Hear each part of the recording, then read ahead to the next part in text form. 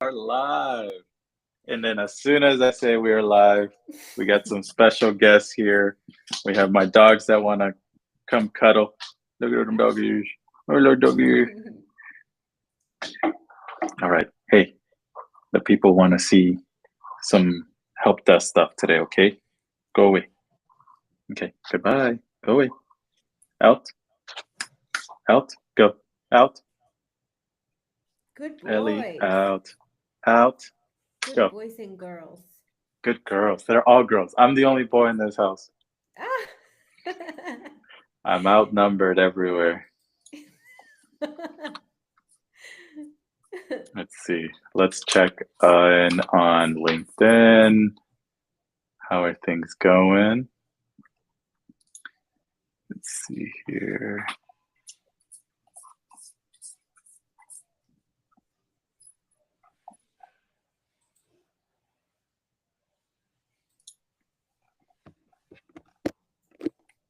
Now,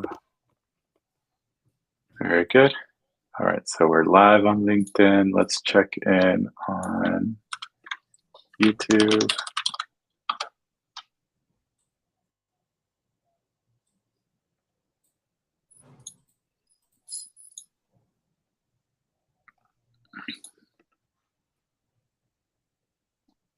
Hello, YouTube. And then let's check in on Twitch. I believe we're there too.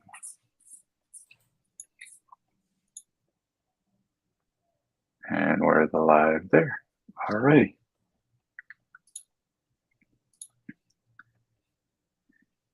All right, so now we have our chat here. Everything's looking well. All right, so what are we talking about today?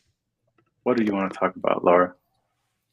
So, I, as you know, I work in the marketing environment, and I was telling Eric about how to get ideas, and we are all discussing, and it's everywhere in the internet now. Of how do you get really good ideas? How do you get ChatGPT or any other methodology that you use to attract and create catch eye and very good thinking process and prompts.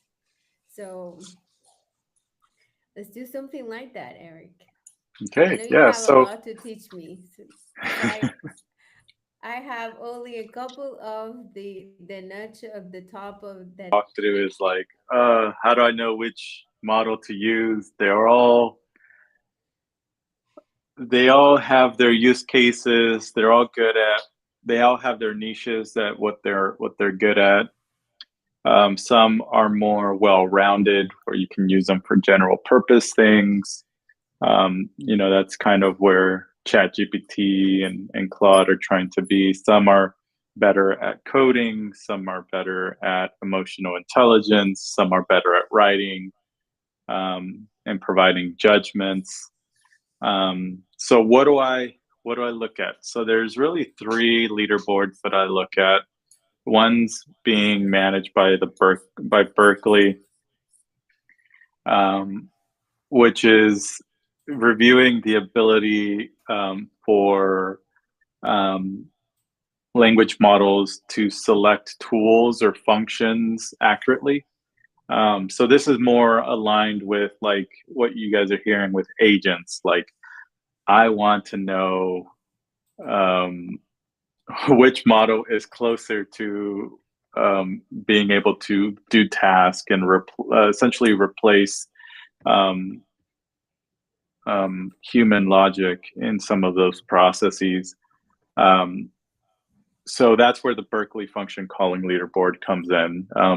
They're testing to see, okay, which one's some of the best at, um, which models are good at essentially using tools or providing some form of logic to essentially do some real world stuff, right? So let me share my screen.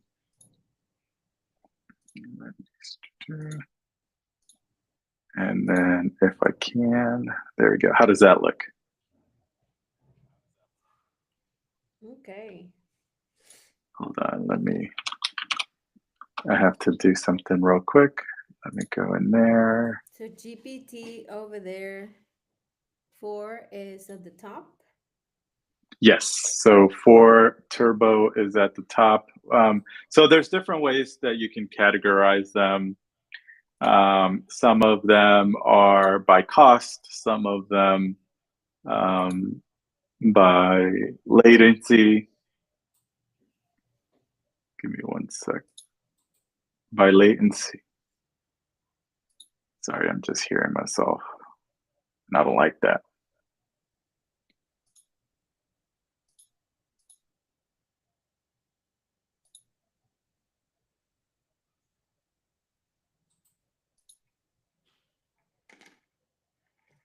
Hello?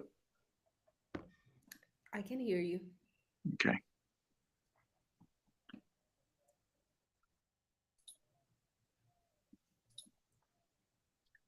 Okay, so some of them are by latency. And so so you can see here. So you have the overall ranking, then you have the model, then you have the cost. The mean is like kind of the median between the two.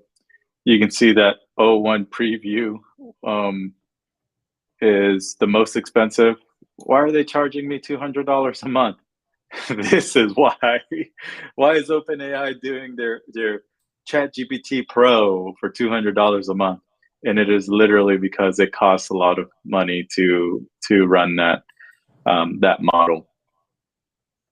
So you can see here that the best models right now are the 4.0, the 4 Omnis, and really because of their average score of being able, not only are they cheap, um, they have good reasoning. They do great on these functional and accurately calling the right tools, and so they score well in that regard.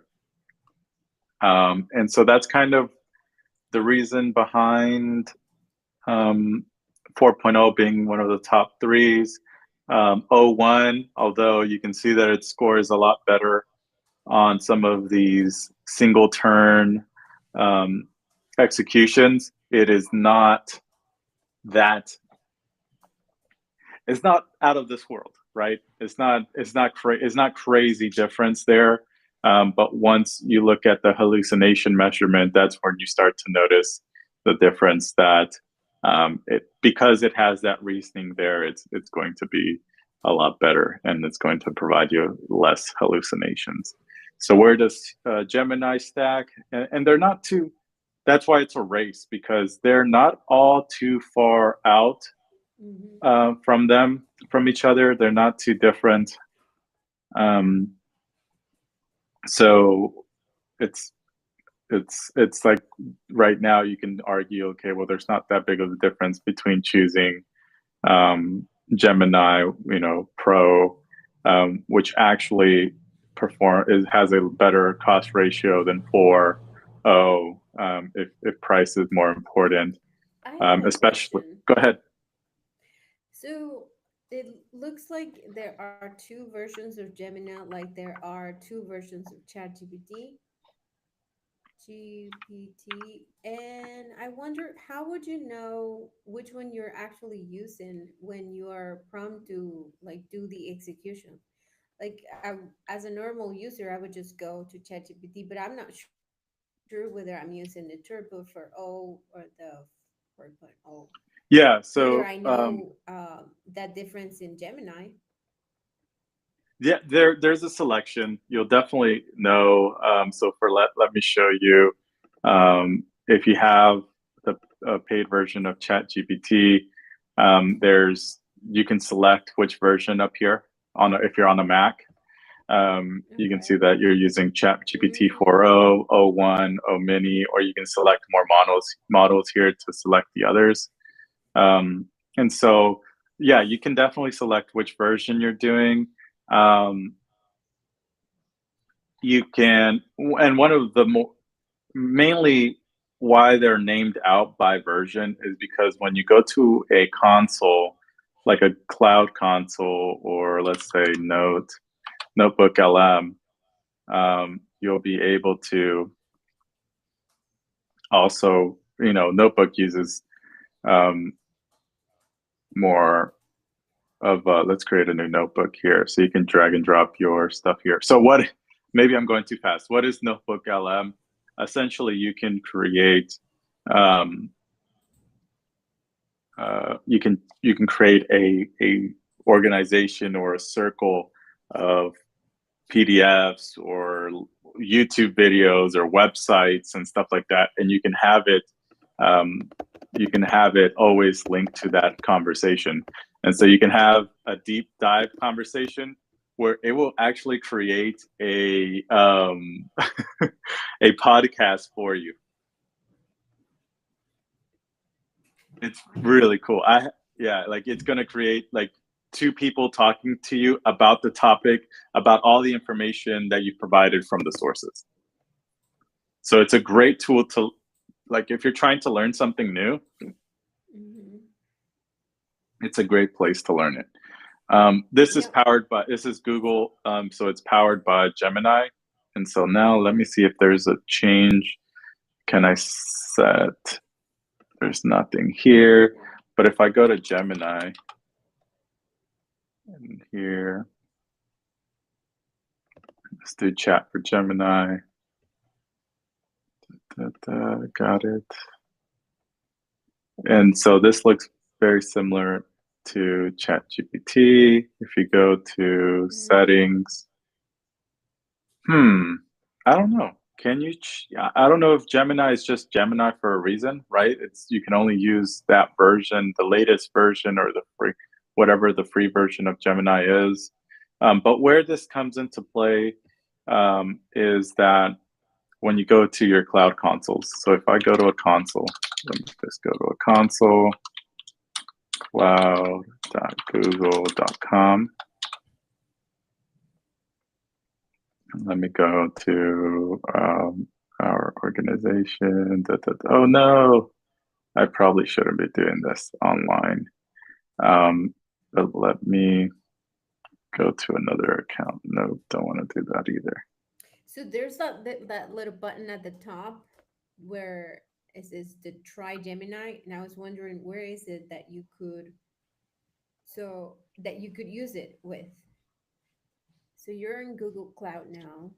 Yeah. So now in Google, so why it matters in these foundation models or things like that is in here where you can now select which models to use from. Now, if you go into the list, right? So if cost is very important to me and I want to select the cheapest one, right? The cheapest one that's going to give me the most out of the solution.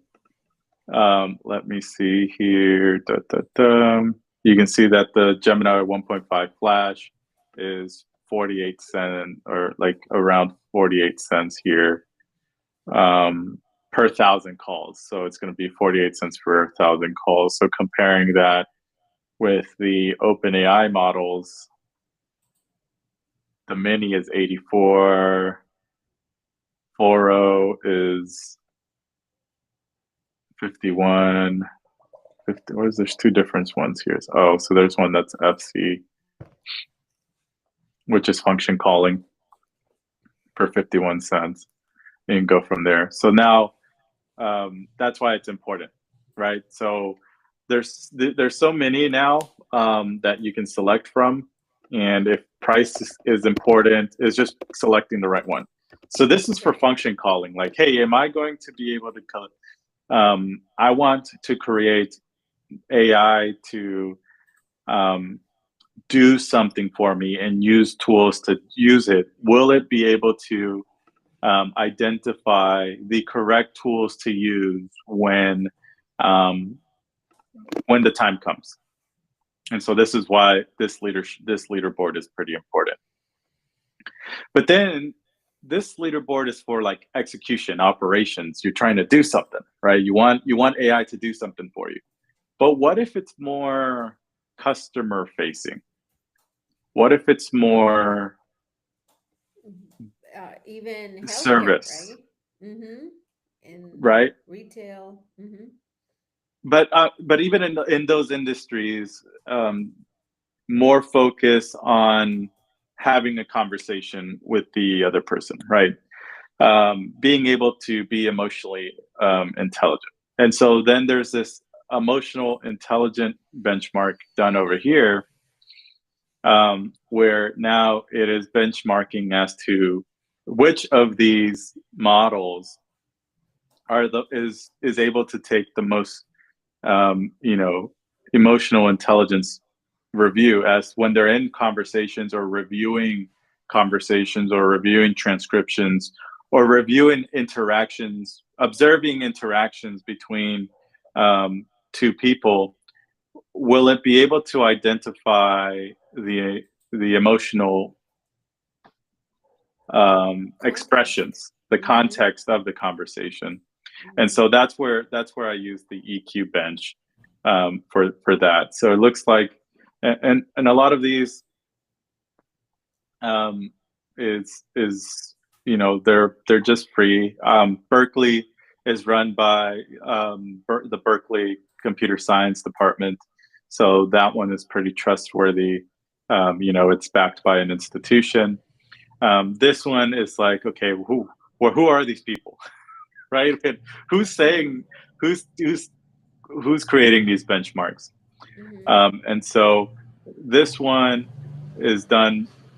Actually, let's read who's done. Who does this? Right? Who does their judgment on this for EQ, for example?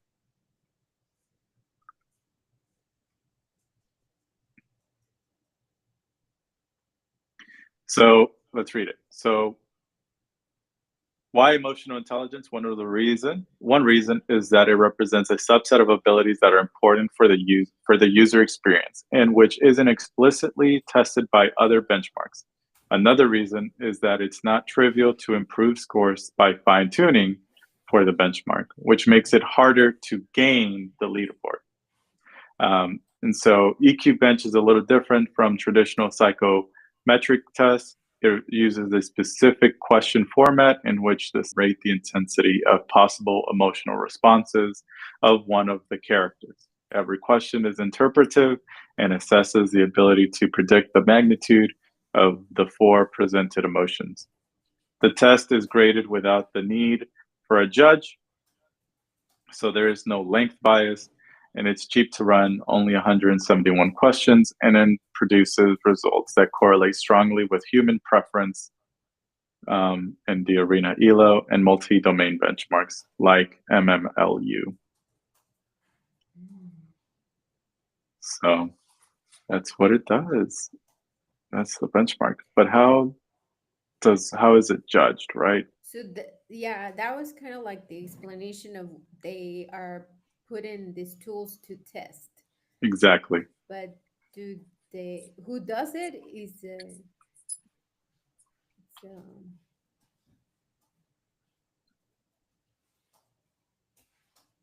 So it says here, JudgeMark measures the ability of a model to judge creative writing using numerical scoring systems. So this is something I probably need to spend a little bit more time looking at too. So there's also creative writing. This benchmark uses LLM Judge, which uses Claude 3.5 Sonnet to assess the creative writing abilities of the test models on a series of writing prompts. So let's look at the repos. I think that's how we're going to get. So we're probably going into some rabbit holes now. So now we have, it's a repo. So this is how you can run the tests against the models if you want to do it yourselves. And there's only 3 contributors right now. And it's being done by Sam Paik and David. Let's look at what Sam has to do.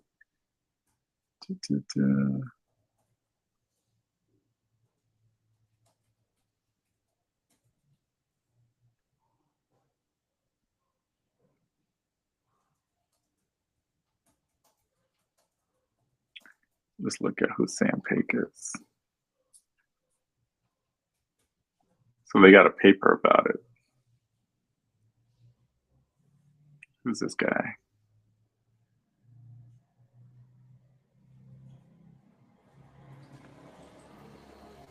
submitted to Cornell University.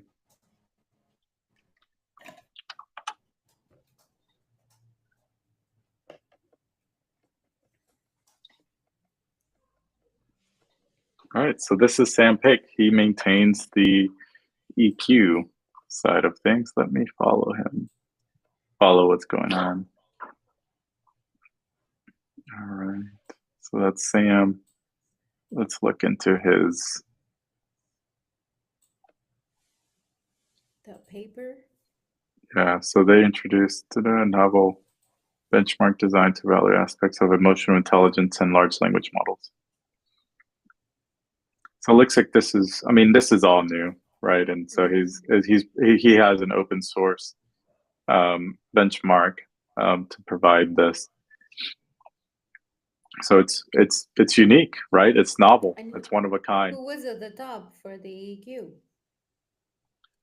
Let's look at it. So let's go to benchmark EQ. And it looks like it is Llama 3.1, their latest. It's got about 505 billion parameters, and it has 80. So its combined ratio is 83.41. Facebook? Yeah, so that's Facebook. That's Meta's Facebook's model. So for emotional intelligence, let's look at creative writing. Okay. So GPT-4, I don't know what's the Gemma one. Let's look at, okay, so Gemma is the Hugging Face model. So it looks like Gemma 2 from Hugging Face is a winner when it comes to creative writing. Let's look at it.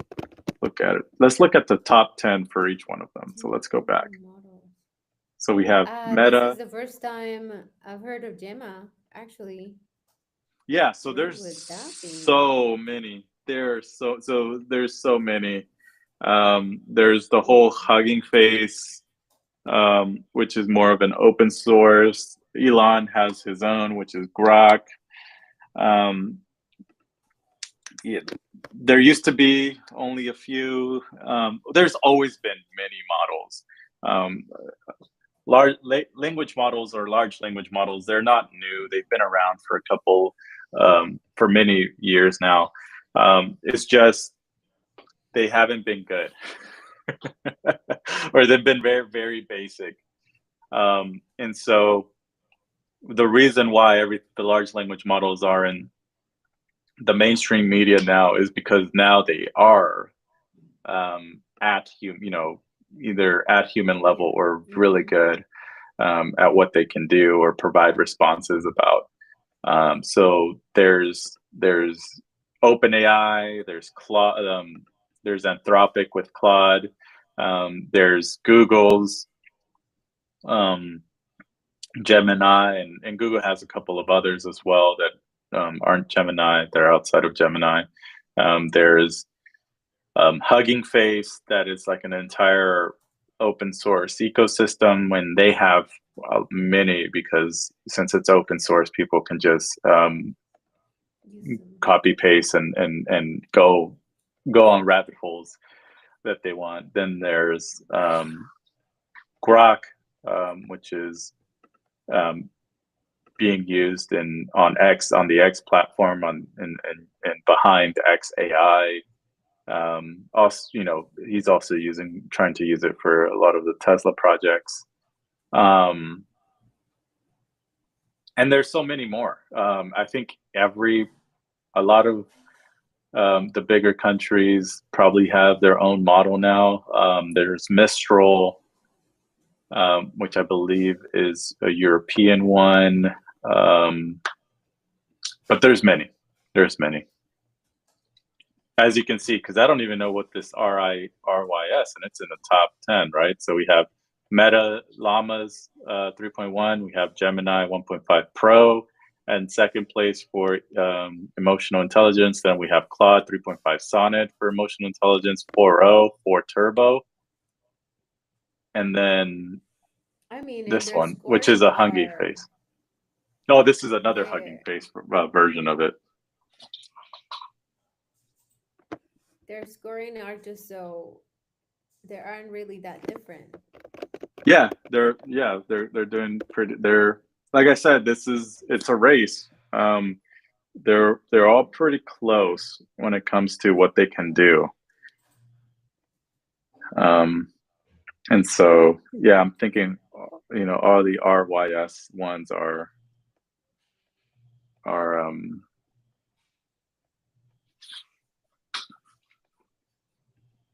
Okay. are And which one would Hugging you Face. recommend? Depends. There's Depends on Mistral. the Yeah, I mean audience. it depends on which one you get, which one. So if you're a business and you're doubling down on, it depends on who you've already chosen, right? So if you're a Microsoft 365 shop, an Azure shop, it just makes sense to stay with the Azure shop. Within. Mm-hmm. Yeah, within them. So Azure has it has a really good relationship with OpenAI, so they're getting all the latest and greatest from OpenAI, and so they can just leverage the OpenAI stuff, the OpenAI models natively in Azure. The thing is, if you have a good technical team, you can piecemeal them. Um, if you're building a product, it depends on the product, right? If you're building software, then now it depends on what your software is doing, right? So Mm-hmm. if you are building a software that needs to do something like operations, if you're working with RPAs and things like that, you might want to go look at the Berkeley function calling. And so now this is where it's probably important as to which one we want to use, right? Mm-hmm. Yep. Um, The most and, logic based depends. Now that's something super intriguing about what model to use when you have an ERP and you're creating that ecosystem for your users. If you were, for example, a retail company, would it be different than a manufacturing? How much different can it really be if you're just pulling very detailed information about clients that are probably in a field and not necessarily need some creative writing? so that's different. So What now would you're you do? going into data analysis. So now there are data analysis models, right? Okay. Um, so that's completely different than what we're talking about here. So the function calling is just identifying, okay, which tool do I need to use? Which could be, hey, I need to use a data model uh, for this operation. Um, or hey, I do need to use a emotional intelligence model for this operation, right? So that's kind of where you want to be at an operational level. But then that's where this, in my mind, this is very interesting. It's the funnest part about where I'm thinking, my thinking is going is that like as these models continue to grow, they're going to start picking their niches, and you're going to need, and now it just depends on what you're trying to do. Mm-hmm. The I think there's only going to be ever two or three function calling or tool calling models that are going to be really good at picking the right tools to use at what time. And then from there, you wanted to be able to choose those niche models. Like, hey, I need to do data analysis. Well, now you want to get that niche tool for that data analysis or that model for that data analysis and use it there. Now, that's where that would be the most cost effective thing to do. Because if you're using niche tools, usually they're going to be a lot cheaper um, than using a large general model that is going to try and do everything. Um, and that's where, and I think that's what a lot of people are starting to realize now is that like, oh, I can use GPT 4.0 for everything, and I just have to create micro GPTs and micro calls and microservices, and it'll do a pretty good job. And then you look at your bank account and you're like, damn, I'm broke. Mm-hmm. um, and so it's like, okay, well, now it's a cost effective. Now if you want to get the best of those worlds at the most cost effective, then that's when you start to get a little bit more picky, more of a essentially that's the roles are being created now. AI architect, where the architect is now going to select which models are going to be used when and how and stuff like that. And Yeah, it um, will. You just said it. You said something interesting about the query. I guess it's just because the you first needs to look at everything that your enterprise has as a knowledge base. So correct. then after that, that's such a, and this is where you get excited all of the time. I can tell. Okay. So let's say I think we've talked, we cannot discuss a project, a client specific project, but which one you're working on now? Um, yeah, we can't talk about it. We can't talk about it. Okay. We can't. And so It's that just it's I guess it's just exciting to see the thought process and the reasons behind every single step that EB DevTech does in terms of decision making. So that was pretty interesting. yeah, and it's really hard right now on making these types of decisions because you wake up tomorrow. I mean, we're in the 12 days of Christmas with OpenAI, and actually with all of they're all coming out with everything right now, right? Um, um, Google just released VO, which is like crazy good at generating really good videos that like everybody's forgotten um, Yeah. about Sora now because of what Google's VO2 is able to produce and the type of capabilities that it's able to do. Um, and like I mean, look at this. Like, oh my goodness, it's beautiful. It's just Sora. Oh Sora no. was impressive, and it's like I'm afraid of you know what's real anymore, what's reality, what's not, right? But but it's look at that. Look at the ripples of the water. The dog on a flamingo, right? You can see the ripples of the water. It's like understanding physics. It's understanding all of that, and it's incredible as to what's going on. Um, so that Yes. A little bit is exciting, a little bit scary. all of the above. I love it. I love all of it. I love all of the emotions. I'm here for all of it. I'm ready to play around with all of it. Um, but that's what we're dealing with right now from the technical side as to um, I I want to build, clients come to me, is like, hey, I want you to build this AI thing. And I'm like, okay, we can definitely build it any way you want it, right? This way and that way. And so it's just creating the framework now so that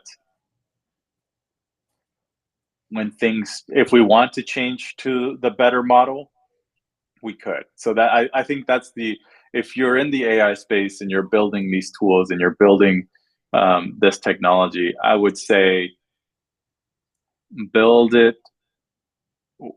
because you have to start building it because until you start building it, you're not going to be able to know how to build it. So just build it, continue building it, but you have to build it and architect it in mind that you would want to remove and strip out the AI models and put in the better one later, right? So you have to keep that in mind. You want to make it model agnostic. So whatever you're building is make it model agnostic so that you can just swap out the engine, right? And put in the new one and the better, faster, stronger engine in there.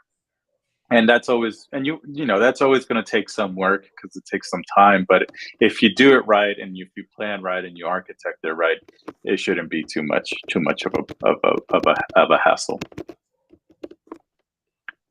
Great. But that is so going back. right? So this is the emotional intelligence benchmark. So the top 10 is the number one. It looks like it's going to be Llama. Then the second one is going to be 1.5 Pro, which I believe I actually haven't used this one. I need to go and use it. 3.5 Sonnet, I've known for a while, is really good at writing and capturing emotional intelligence. 4.0, I've used it every day. So this one I know for a fact is pretty good. And as you can see, there's not a big difference here. They're all in decimal points. And well, at the big leagues, when you're at the Olympics, it just comes down to the decimal points as well. I'm surprised to see a Hugging Face model being, 1, 2, 3, 4, 5, 6, sixth place, seventh, 8, 9, and 10. So we got 2 models from Hugging Face that are in the top 10. So that's pretty cool. And then you can see Mistral down here. And I don't know anything about the Gwen models. A Gwen model is another Hugging Face model. Okay. So yeah, so that's emotional intelligence. Then we have creative writing. We have Hugging Face really dominating the leaderboard here. What does a sample do? Oh, you can see the outputs and stuff. So this is exactly what came out from the writing prompt. This be for the writing? Nice. Correct. Yeah, this is for the creative writing. So you can see Gemma, GPT-4. What's Darkest Muse? What's that? It's another Hugging Face. What is it? It's fine-tuned from the Gemma 2 model here. So it's trained on 2 different data sets. Oh, so it's trained on a data set plus another data set. So, okay. I don't know much about the creative writing world when it comes to models. So what does slop mean? So let's look at that. What does slop mean? Slop in creative writing. What does that mean? Poorly written content, often characterized for lack of clarity, structure. Okay. So it's again, its way of saying hallucination. Because how can you identify hallucinations in creative writing, right? The hallucination could be creative in the writing. And so I'm guessing that slop is what it helps. It's their version of hallucination. Understood. Same thing, like a lot of what we've been doing from an architectural level is understanding, okay, which tools or functions should it be doing. And for us, hallucination is more of a good term, but also more of, it provided I'm trying to figure out from an operational function calling perspective what would be the equivalent to slop, and I would say logic, right? How logical is it? Because all it is logic. If like, hey, was it able to capture the intent correctly? Hallucination we still deal with a lot in what we've been working on, where we have very clear examples of completely erroneous hallucinated responses, but it all comes down that it's just because it's trying to do logic of like which tool to use, which function to use, it's just illogical. So how illogical is the model is really what we're focusing on. The reasoning behind it choosing the wrong functions or just completely making the wrong decision. No, but there's that judge mark right there. What's that? Oh. Well, we got to go back and read about what is judge mark, right? Let's go to what is judge mark. Measures the ability of a model to judge creative writing using numerical. Okay, so how good is it? It's a scoring number for the other writing. For the others, yeah. So now I guess the judge mark is like, okay, now who has the best average of the two, right? Emotional intelligence and the creative writing. And it looks like Claude 3.5 Sonnet is the winner here. Then there's Opus, then there's 4 Turbo, then there's Llama, then there's 4.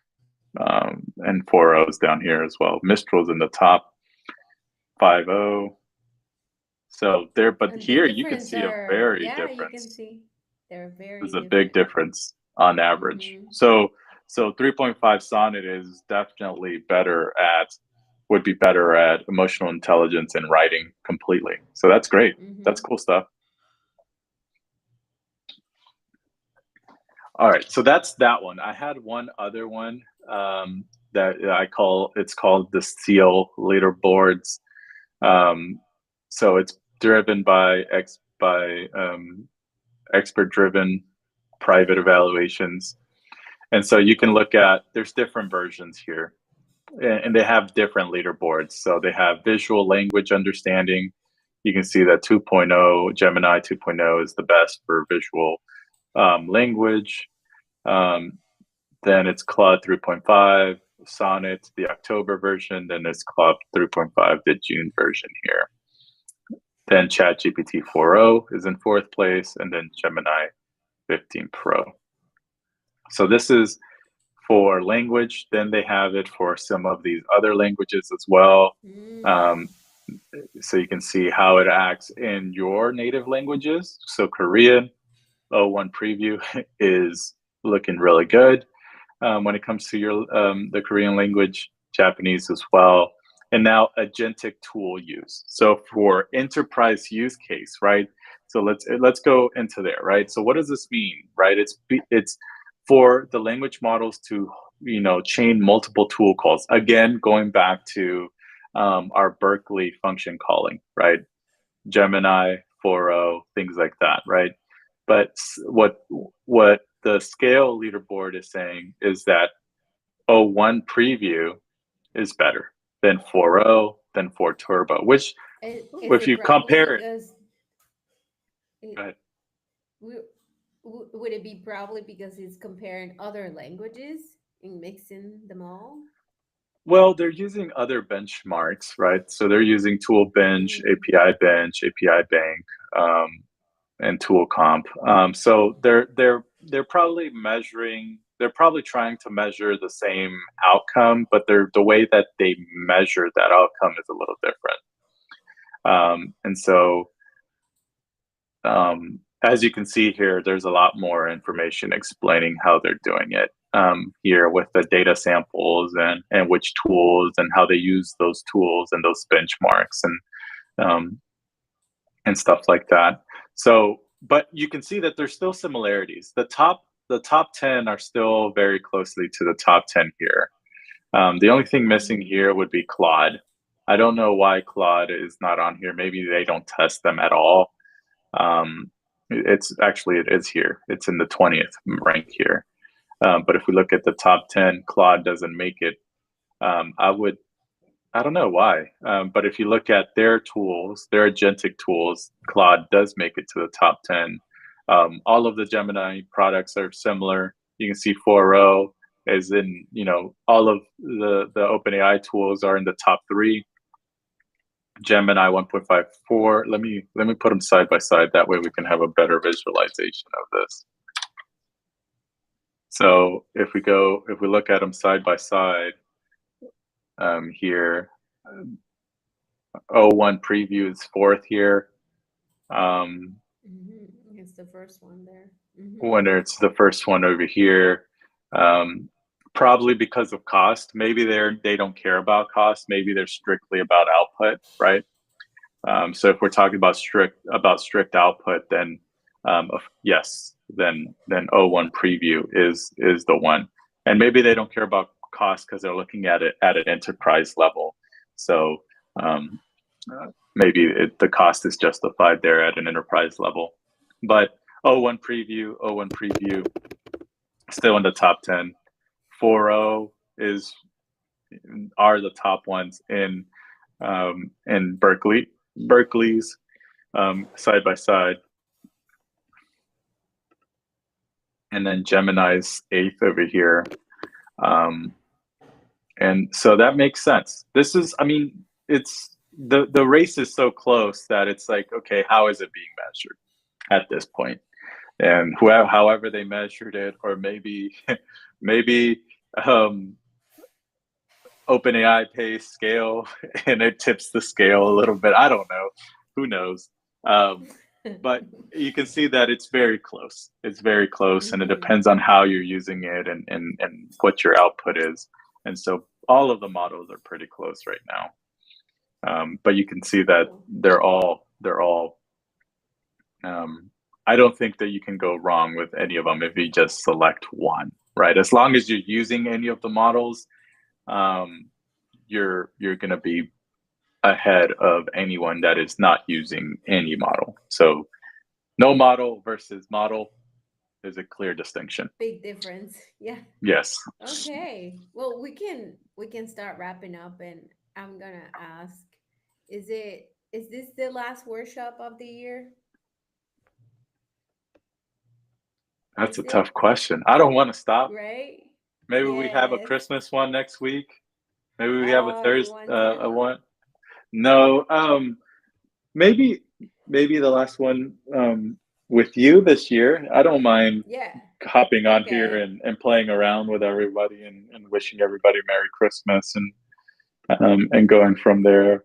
Um, Okay. I want to keep the consistency. Consistency is key. Well, since it is the last one for me for now, I'll see you next year then.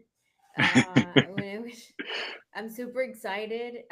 Just like you said, consistency is key, and we're working on a plan for the next workshop ideas. And I think that this is just the foundation of many more to come. I'm really excited. So, no selling part.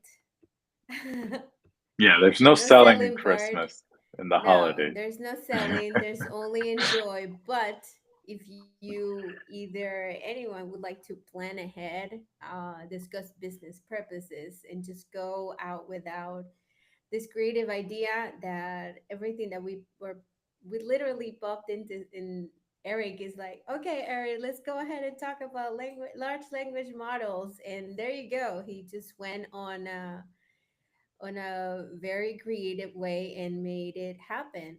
And so this is exciting. It is exciting about technology. It is exciting to talk about technology in today's world, and we're here to help. So thank you, everyone. And thank you, Eric. It's Oh, been thank a you, Laura. great journey. Yeah, thank you, everyone. And of course, happy holidays, and we'll see you next time. Take care.